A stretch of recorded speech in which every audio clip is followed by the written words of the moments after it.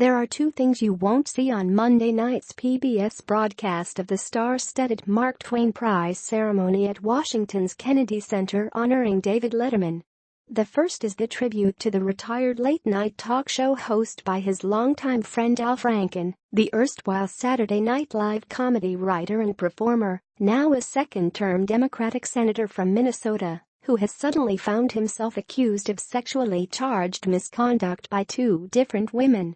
PBS cut Franken's onstage tribute at the October 22 event, with a PBS spokesperson explaining to the Daily Beast, PBS and WETA, the Washington public television station that produced the show, thought that the inclusion of Senator Franken in the broadcast would distract from the purpose of this show, which is American humor.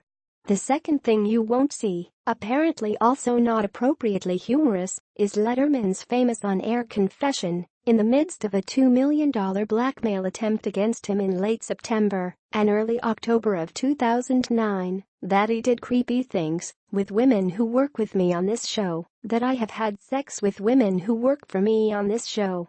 My response to that is yes, I have, Letterman acknowledged as his studio audience howled with laughter.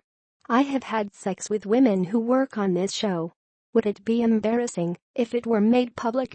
Perhaps it would, especially for the women.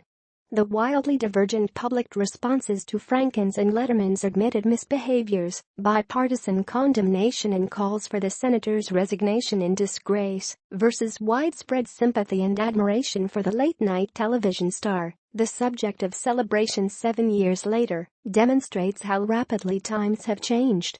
If Letterman's scandal had erupted today, with the unsavory aura of a rich and powerful entertainment industry figure exploiting underlings for sexual favors, whether consensual or otherwise, he might well have been lumped in with Harvey Weinstein, Kevin Spacey, Louis the 100th. K. Roy Moore, fired NPR executive Michael Orskes, and a mushrooming army of miscreants.